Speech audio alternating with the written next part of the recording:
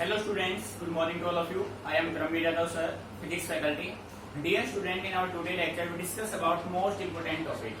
बेटे आज जो टॉपिक हम स्टडी करने जा रहे हैं वो ये समझ लीजिए आपके डेली लाइफ से मैक्सिमम रिलेट करता है।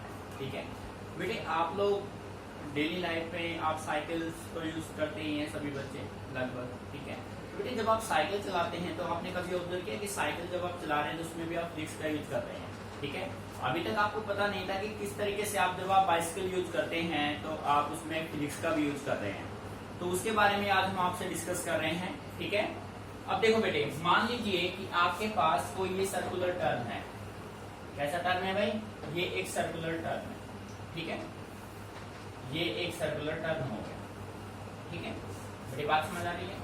इस सर्कुलर टर्न में अब आपके पास दो सिचुएशन है। आप साइकिल चला रहे हैं, एक तो आप इस टर्न पे विदाउट बेंड हुए बिल्कुल स्ट्रेट चले जाओ, एक होगा विदाउट बेंडिंग, एक होगा बेंडिंग।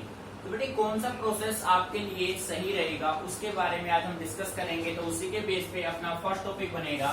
हेडिंग बना लीजिए, टॉपिक इंपोर्टेंट है, motion of a cyclist, motion of a cyclist on a circular road, on a circular road। बेटे फर्स्ट कंडीशन में हम इसको कर रहे हैं विदाउट बेंडिंग, विदाउट बेंडिंग। ठीक है बेटे, अच्छे समझना है, काफी इंपोर्टेंट टॉपिक है। ठीक है भाई, ये आपके पास हो गया एक सर्कुलर टर्न, ऐसे आपको जाना है सर्कुलर। ठीक है, तो बेटे सिचुएशन आपने ये बनाया। फर्स्ट कंडीशन में आप जो साइकिलिस्ट है वो बिल्कुल स्ट्रेट आ रहा है, वो अपने आप को बेंड नहीं कर रहा है बिल्कुल। ठीक है, फर्स्ट कंडीशन में हम करेंगे विदाउट बेंडिंग, सेकंड कंडीशन में हम इसको सोल्व करेंगे विद बेंडिंग। ठीक है, तो देखो बेटे, ये हो गया साइकिलिस्ट। ठीक है,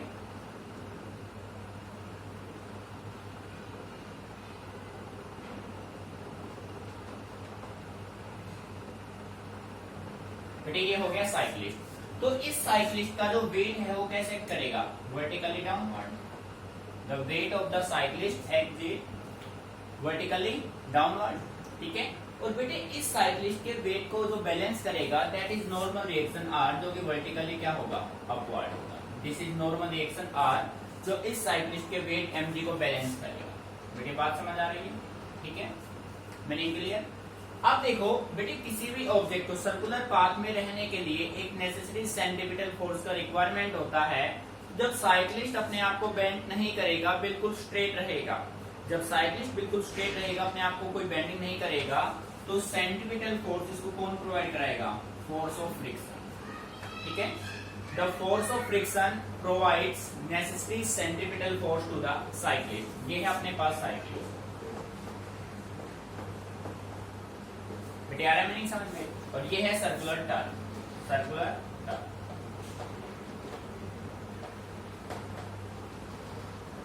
ठीक है बेटे, डायग्राम को अच्छे समझ लीजिए। साइकिलिस्ट ने कोई टर्न नहीं लिया, बिल्कुल साइकिलिस्ट टर्न ले रहा है विदाउट बेंडिंग, टर्न ले रहा है विदाउट बेंडिंग, यानी कि बिल्कुल स्ट्रेट था, ऐसे ही आ रहा है, अपने आप को कोई बेंड इसने नहीं किया है, कोई भी बेंडिंग इसने नहीं किया। ठीक है, so write down carefully, when the cyclist takes a circular turn,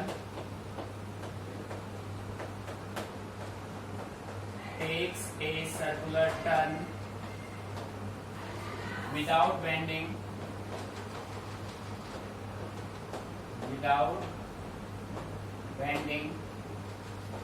then the reaction of the rod on the cyclist is vertically upward। ये बात समझ में आ रही है बेटी? जैसे साइक्लिस्ट सर्कुलर टर्न ले रहा है विदाउट बेंडिंग, अपने आप को बेंड नहीं कर रहा है, then reaction of the road, ये रोड हो गया, जो रोड का रिएक्शन होगा वो साइक्लिस्ट पे वर्टिकली अपवर्ड होगा। Reaction of the road on the cyclist is vertically upward. बेटे यहाँ तक बात अच्छी समझ में आ रही है? ठीक है, और नॉर्मल रिएक्शन आर किसको बैलेंस कर रहा है, वेट mg को, ठीक है। यहां पे मैं कह सकता हूं normal reaction R, normal reaction R balance weight mg of cyclist. बेटे साइक्लिस्ट के वेट mg को कौन बैलेंस कर रहा है, नॉर्मल रिएक्शन r, तो आप कह सकते हैं r is equal to mg। बेटे यहाँ पे बात समझ में आ रही है, ठीक है। As we know that F बेटे फोर्स ऑफ फ्रिक्शन, मैं यहाँ पे राइट कर लेता हूँ, force of friction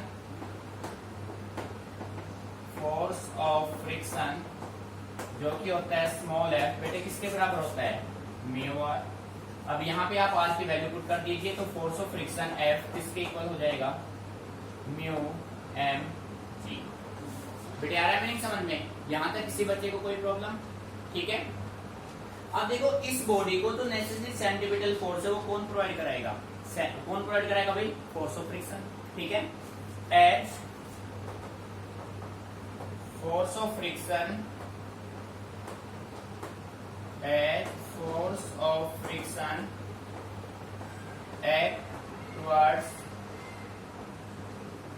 act towards center of circular turn,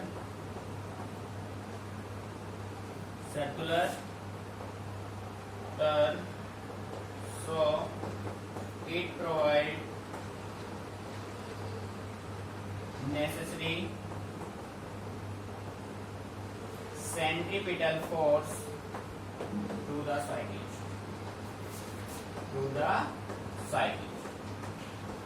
बेटे अपने माइंड में एक बात हमेशा फिक्स कर लेना, किसी भी बॉडी को सर्कुलर पाथ में रहने के लिए एक नेसेसरी फोर्स का रिक्वायरमेंट होता है, that force is said to be centripetal force. आप देखो सेंट्रीपिटल फोर्स किसकी तरफ लग रहा है, towards centre of circular turn की तरफ लग रहा है, ठीक है। तो बेटे इस साइक्लिस्ट को नेसेसरी सीपीएफ कौन प्रोवाइड कराएगा, फोर्स ऑफ फ्रिक्शन, जब आप बेंडिंग नहीं करोगे, जब साइक्लिस्ट कोई बेंडिंग नहीं करेगा, ठीक है। सो आप कह सकते हैं जो अपना सीपीएफ होगा, बेटे जो सीपीएफ होगा वो किसके बराबर होगा, फोर्स ऑफ फ्रिक्शन के। सीपीएफ अपना होता है mv स्क्वायर बाय r, और बेटे f की वैल्यू अपने पास क्या है, म्यू एम जी। बेटे m से m यहाँ से क्या हो गया, cancel, so we can say write v square is equal to, बेटे देखो यहाँ से v स्क्वायर क्या हो जाएगा, mu R g. So dear student v क्या हो जाएगा, under root mu R g. This is your required result. This is the maximum speed of the cyclist without bending on a circular turn. बेटे बात समझ आ रही है, topic को अच्छे से आपको माइंड में सेट करना है, बेटे क्वेश्चन को पढ़ लेना ढंग से। Motion of a cyclist on a circular road without bending, बिना बेंड किए, ठीक है। सो कंडीशन ये होगा जब साइक्लिस्ट सर्कुलर टर्न लेगा without bending, then reaction of the road on the vehicle is vertically upward, ऊपर की तरफ होगा। और बेटे ये नॉर्मल रिएक्शन आ रही इस साइक्लिस्ट के वेट mg को क्या करेगा, बैलेंस करेगा। सो आप कह सकते हैं r equal to mg। As we know that force of friction बेटे किसके बराबर होता है, म्यू आर के बराबर, हम ऑलरेडी फाइंड आउट कर चुके हैं। r की वैल्यू पुट कर दीजिए, फोर्स ऑफ फ्रिक्शन हो जाएगा म्यू mg। अब आप देखिए ये फोर्स ऑफ फ्रिक्शन किसकी तरफ लग रहा है, टुवर्ड सेंटर, तो बेटे सेंटर की तरफ लगने वाला फोर्स होता है सेंट्रीपिटल फोर्स, ठीक है। सो इस साइक्लिस्ट को सर्कुलर टर्न में रखने के लिए नेसेसरी सेंट्रीपिटल फोर्स कौन प्रोवाइड कराएगा, force of friction. So we can say right CPF equal to force of friction, आपने वैल्यू पुट की और ये मैक्सिमम स्पीड आपके पास रिजल्ट आ गया, ठीक है। Write down carefully, if any problem then ask me.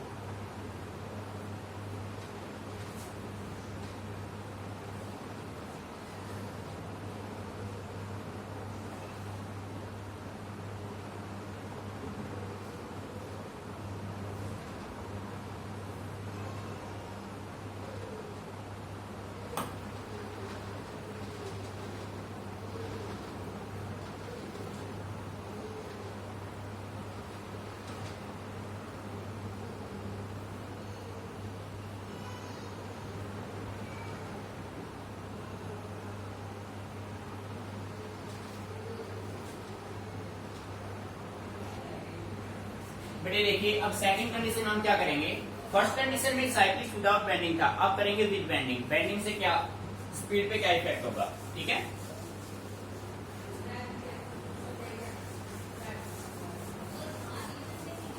बेटे आपको कंसेप्ट को समझना है, रटना नहीं है उसको, ठीक है। और ये रिजल्ट आपको माइंड में रखने हैं ताकि जब आप न्यूमेरिकल सप्लाई करें तो इजीली आप उनको कर पाए, ठीक है। तो देखिए सेकंड जो केस आपका बनेगा, motion of a cyclist on a circular rod with bending. बेटे पहले था विदाउट बेंडिंग, अब है विद बेंडिंग, ठीक है। देखो कंडीशन ये होगा, आपको ध्यान से समझना है चीजों को। यहाँ पे मैंने सर्कुलर टर्न ले लिया, बेटे ये एक सर्कुलर टर्न हो गया, ठीक है भाई, ये हो गया एक सर्कुलर टर्न, ठीक है बेटे। और ये अपने पास ये हो गया रोड। डायग्राम समझना मेन पहले, ठीक है। ये हो गया रोड। अब साइक्लिस्ट पहले था बिल्कुल स्ट्रेट, ऐसे था। अब ये साइक्लिस्ट अपने आप को क्या करेगा, बेंड करेगा। अपने आप को क्या करेगा, बेंड। आपने देखा होगा जब बाइक रेस होती है तो वो अपने आप को काफी बेंड कर लेते हैं। उसका ऐसे होते हैं, उनका जो नी है वो बिल्कुल सरफेस को टच कर जाता है, ठीक है। तो बेटे कंडीशन आप ये मेंटेन करा सकते हैं, ये देखिए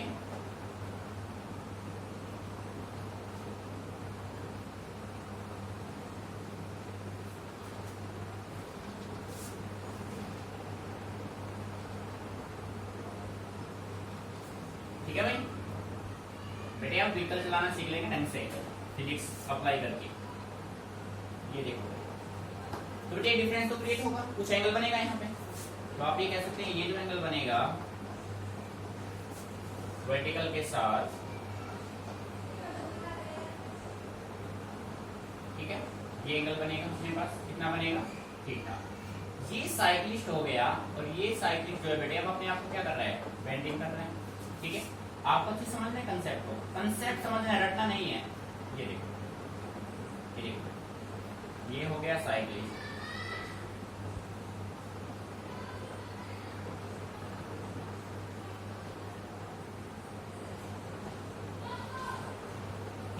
अब बेटे पहले साइक्लिस्ट बिल्कुल स्ट्रेट था, अब अपने आप को इसने क्या किया, बैंड, और इसने वर्टिकल के साथ कितना एंगल बनाया, थीटा बनाया। तो इसका जो वेट है बेटे, वेट हमेशा कैसे एक्ट करेगा, weight always act vertically downward, ठीक है। ये हो गया weight of the object acting vertically downward, m. बात समझ आ रही है बेटे। अब मैं और इसके इस वेट को बैलेंस कौन करेगा, अब नॉर्मल रिएक्शन आर तो बेटे इसी सेंस में अप्लाई होगा, ठीक है। बात समझ में आ रही है, ठीक है बेटे। आप जिस तरीके से अगर नॉर्मल रिएक्शन परपेंडिकुलर हो गया तो आप बैलेंस नहीं कर पाएंगे, आप वहीं पे गिर जाएंगे, ठीक है। तो नॉर्मल रिएक्शन आर हमेशा वेट को बैलेंस करता है, चाहे पर्सन हो, चाहे साइक्लिस्ट हो, चाहे व्हीकल हो, कुछ भी हो, ठीक है। अब हमने क्या किया, अब हम क्या करते हैं, इस नॉर्मल रिएक्शन आर को टू रेक्टेंगुलर कंपोनेंट में बेटे रिजोल्व कर देते हैं। एक कंपोनेंट ये हुआ और बेटे एक कंपोनेंट इसका ये हुआ, ठीक है। और इसके साथ वर्टिकल के साथ इसने एंगल बनाया थीटा। कितना एंगल बनाया, थीटा। तो बेटे ये कंपोनेंट आपका हो गया आर कोस थीटा और ये कंपोनेंट आपका हो गया आर साइन थीटा। बेटे मेरे समझ में आ रहा है ना भाई। नॉर्मल रिएक्शन आर को हमने टू रेक्टेंगुलर कंपोनेंट में रिजोल्व किया, one is R cos theta, second is R sine theta.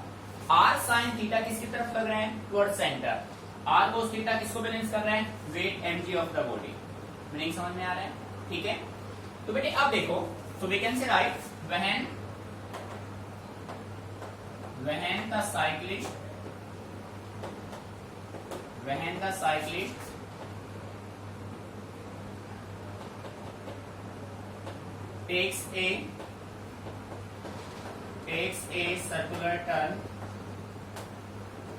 takes a circular turn with bending at angle theta with vertical, then the reaction of the rod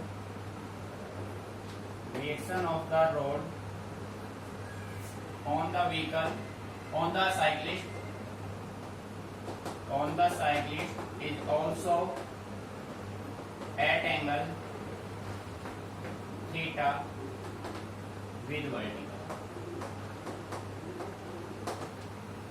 मेरी बात समझ में आ रही है भाई? इस साइक्लिस्ट ने कितने एंगल से अपने आप को बेंड किया? थीटा एंगल से।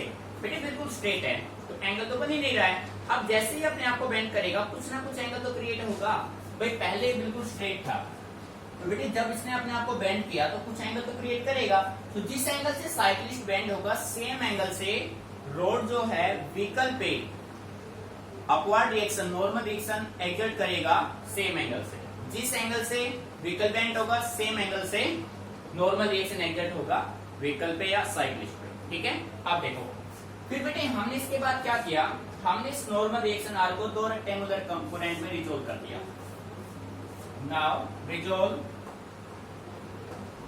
R into two rectangular components।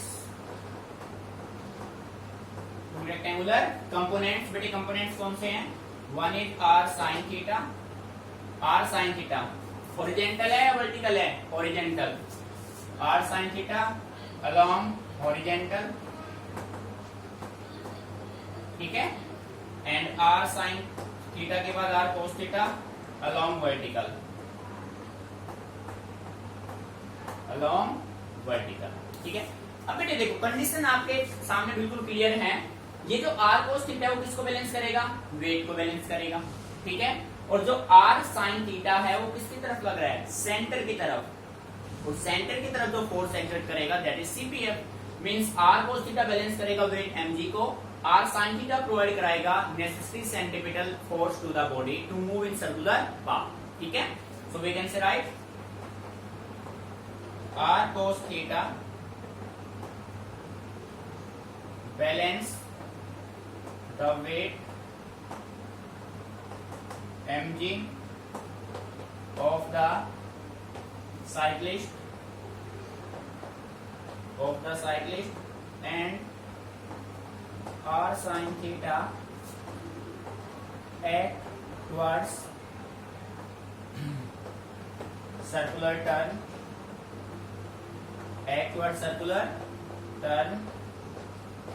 and provide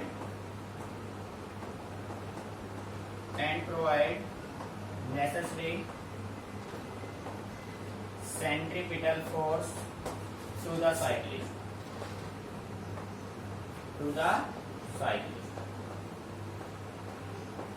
बेटे आ रहा है मीनिंग समझ में? भाई R cos थीटा तो वेट को बैलेंस करेगा, R sin थीटा इसको नेसेसरी CPF प्रोवाइड कराएगा। So we can say right CPF किसके बराबर होगा? R sin theta. मैं ये कह सकता हूं R sin theta is equal to CPF। और बेटे मैं ये कह सकता हूं R sin theta is equal to mv square by R। This is your first equation. बेटे आ रहा है समझ में? ठीक है। अब देखो एंड R cos थीटा बेटे किसको बैलेंस करेगा? वेट mg को, ठीक है। तो ये आपका हो गया सेकंड इक्वेशन। मीनिंग यहां तक क्लियर? अब आप क्या कीजिए, आप इक्वेशन फर्स्ट को डिवाइड कर दीजिए सेकंड से। on dividing equation first by second we get, देखो बेटे R sin थीटा डिवाइड कीजिए R cos थीटा, लेफ्ट को लेफ्ट में राइट को राइट में, mv स्क्वायर बाय R को डिवाइड कर दीजिए आप mg से। m से m कैंसिल आउट, r से r cancel out. Dear student sin theta by cos theta is equal to tan theta, ठीक है। यहाँ पे अपने पास क्या आया? v square upon r g। So dear student v is equal to क्या हो जाएगा? Under root r g tan theta.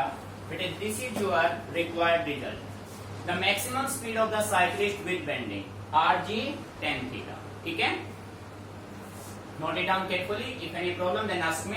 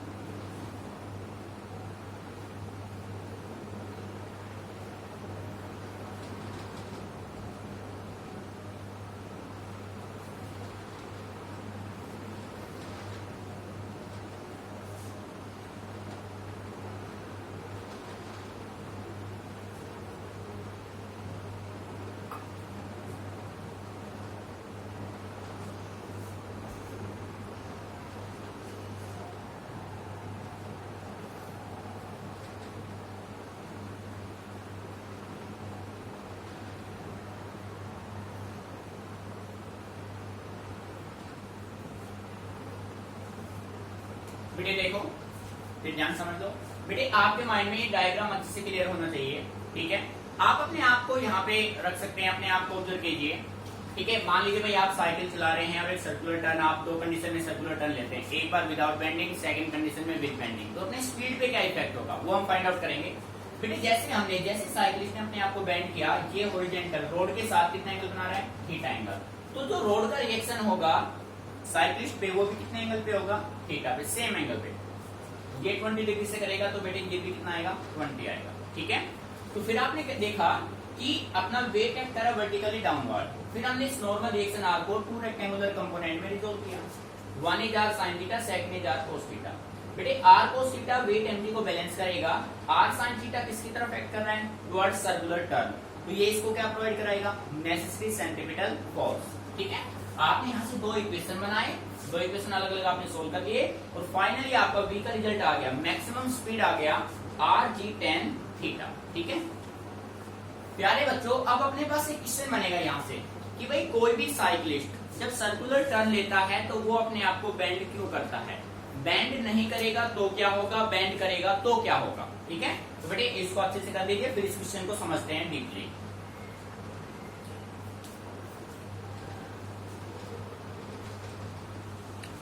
बेटे देखो, अपने पास क्वेश्चन ये बनता है कि आपने दो कंडीशन मेंटेन की, एक आपने बेंडिंग के साथ, एक आपने विदाउट बेंडिंग, तो क्वेश्चन ये बनेगा why cyclist takes a circular turn with bending, ठीक है। भाई कोई भी साइक्लिस्ट है वो सर्कुलर टर्न में अपने आप को बेंड क्यों करता है, इसका आंसर अब आपको देना है। दोनों सिचुएशन आप अच्छे से स्टडी कर चुके हैं, ठीक है। बेटे क्वेश्चन आप राइट कीजिए केयरफुली, इंपॉर्टेंट क्वेश्चन है। अब दोनों कंडीशन आप अच्छे से समझ चुके हैं भाई, बेंडिंग में क्या होगा, विदाउट बेंडिंग में क्या होगा, ठीक है बेटे। तो इन दोनों को हम डायग्रामेटिकली अंडरस्टैंड करेंगे। देखो बेटे क्वेश्चन आप यहाँ पे नोट कीजिए, why a cyclist bends on a circular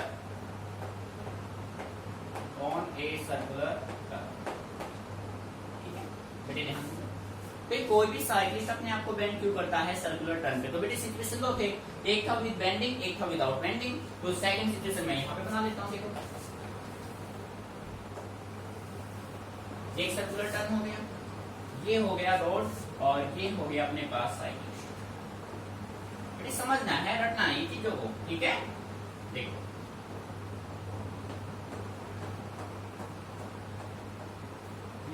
तो इसका जो वेट है वो तो हमेशा एक्ट करेगा वर्टिकली डाउनवर्ड, और इस वेट को बैलेंस करेगा नॉर्मल रिएक्शन आर, ठीक है।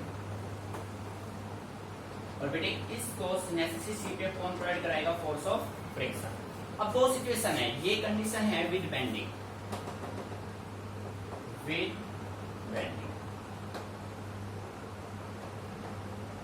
और बेटे ये सिचुएशन है आपका विदाउट बेंडिंग।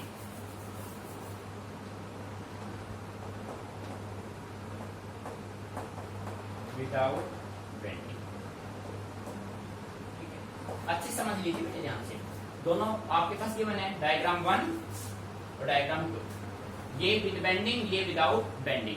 बेटे आप देख रहे हैं जब आपने एक सर्कुलर टर्न लिया विदाउट बेंडिंग तो नेसेसरी सीपीएफ किसने प्रोवाइड कराया, फोर्स ऑफ फ्रिक्शन ने।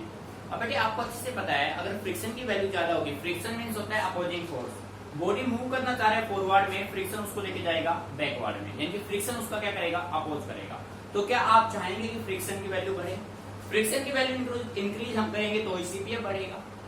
तो हमें पता है फ्रिक्शन जो है एक अपोजिंग फोर्स है जिसकी हम हेल्प मैक्सिमम नहीं ले सकते, थोड़ी बहुत हम ले सकते हैं, मैक्सिमम हेल्प लेंगे तो उसके ड्रॉबैक्स ज्यादा जाएंगे, ठीक है। बात समझ आ रही है। तो सर्कुलर टर्न में अपना जो मेन फंडा है वो आपका है सेंट्रीपिटल फोर्स, आपको कैसे ना कैसे चाहिए।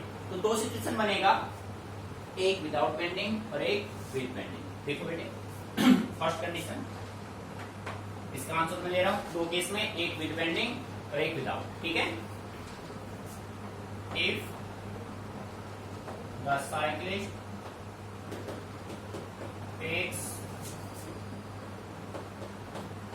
takes a circular turn, if the cyclist takes a circular turn without bending, without bending, then friction, then force of friction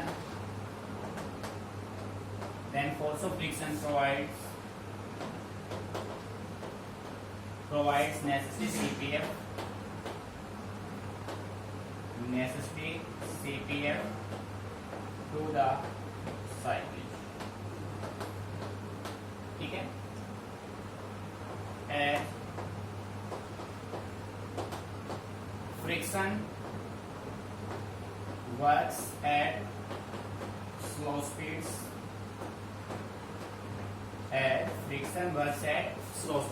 बेटे फ्रिक्शन ओनली किस पे काम करेगा? स्लो स्पीड पे काम करेगा। इसके अलावा also friction causes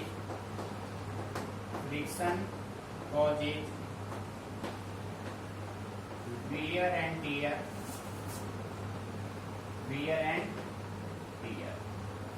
friction also causes wear and tear of the tires। ठीक है, wear and tear of tires। बेटे इसका मीनिंग समझो भाई। हम ये कह रहे हैं जब कोई भी साइक्लिस्ट सर्कुलर टर्न लेगा विदाउट बेंडिंग, तो उस कंडीशन में if the cyclist takes a circular turn without bending then force of friction provide CPF to the cyclist as friction works at slow speed. बेटे फ्रिक्शन कब काम करेगा? Speed slow का speed अगर maximum हो गया, ज्यादा हो गया, तो फ्रिक्शन वहां पे काम नहीं करेगा। ठीक है, friction works at slow speeds also friction causes wear and tear of the tyre. बेटे फ्रिक्शन का अपोजिंग नेचर है, जिसकी वजह से वो जो है आपके जो टायर्स होते हैं उनको अफेक्ट करता है। अगर फ्रिक्शन वियर टायर को अफेक्ट ना करे तो आपके टायर, आप एक बार टायर खरीद दो, उसके बाद दोबारा आपको रिक्वायरमेंट होगा नहीं, घिसेंगे नहीं वो। वियर एंड टियर का मतलब यहाँ पे टायर का घिसना, अपोजिंग नेचर है तो टायर वहां से घिसते हैं और धीरे धीरे वो डैमेज होना शुरू हो जाते हैं। ठीक है, so we want to avoid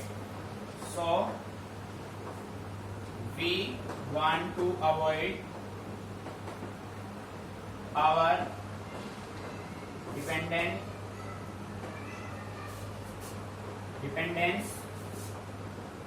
we want to avoid our dependence to provide CPF। ठीक है, आया नहीं समझे? बेटे फर्स्ट कंडीशन हमने ये कहा कि हम सर्कुलर टर्न क्यों लेते हैं। यदि हम अगर कोई भी साइकिलिस्ट सर्कुलर टर्न पे अपने आप को बेंड नहीं करेगा, तब उस साइक्लिस्ट को नेसेसरी CPF कौन देगा? Force of friction. जैसा कि हम जानते हैं फ्रिक्शन वर्क करेगा ओनली स्लो स्पीड पे, और इसके अलावा फ्रिक्शन टायर के वियर और टियर को अफेक्ट करता है। Wear and tear of the tyre को अफेक्ट करेगा, इसी वजह से हम फ्रिक्शन पे अपना डिपेंडेंस नहीं रखना चाहेंगे। ठीक है, ये तो हो गया आपका फर्स्ट केस का आंसर। अब सेकंड में जब आपने बेंड किया, तो उस कंडीशन में आपने बेंड क्यों किया, उसका आंसर देखते हैं। देखो बेटे, केस नंबर 2 आपने यहां बनाया, व्हेन या if the cyclist takes a circular turn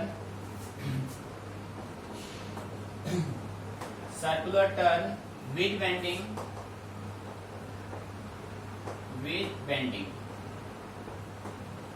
बेटे यहाँ पे था विदाउट बेंडिंग और यहाँ पे है विद बेंडिंग। ठीक है, विद बेंडिंग ये सिचुएशन आ गया। With bending then the horizontal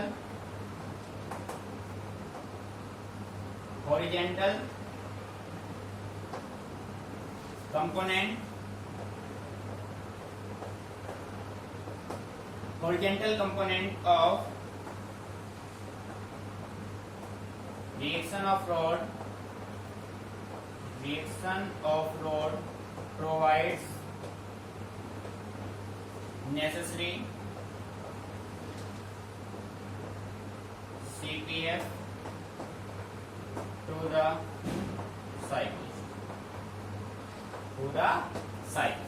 ठीक है बेटे, बात समझ आ रही है? जैसे देखो जैसे आप सर्कुलर टर्न लेंगे विद बेंडिंग से, जैसे आप बेंड करेंगे तो जो हॉरिजॉन्टल कंपोनेंट है R sin थीटा, ये साइक्लिस्ट को प्रोवाइड कराएगा नेसेसरी सेंट्रीपिटल फोर्स, और जो साइक्लिस्ट है उसका डिपेंडेंट जो फ्रिक्शन पे डिपेंड कर रहा था वो क्या हो गया? नेग्लेक्ट हो गया। फ्रिक्शन पे इसका कोई डिपेंडेंस नहीं है। ठीक है, अब ये फ्रिक्शन पे डिपेंड नहीं करेगा। फ्रिक्शन पे डिपेंड नहीं करेगा तो सर्कुलर टर्न को लार्जर स्पीड से नेगोशिएट ये कर सकता है। बात समझ आ रही है? ठीक है, सो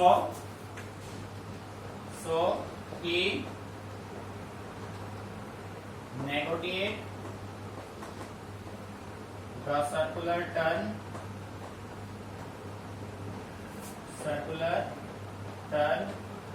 with larger speed.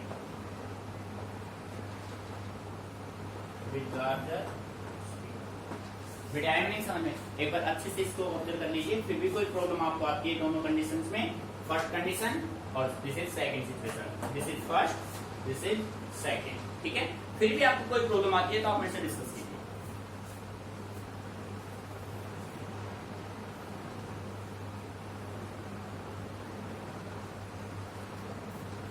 बेटी कंसेप्ट बिल्कुल सिंपल है, आप अपने आप को यहाँ पे रख के देख सकते हैं। भाई आप मान लीजिए एक साइकिल चला रहे हैं, अब आप सर्कुलर टर्न पे अगर आप मान लीजिए कुछ स्पीड से जा रहे हैं, सही स्पीड है आपकी, ज्यादा भी नहीं है कम भी नहीं है।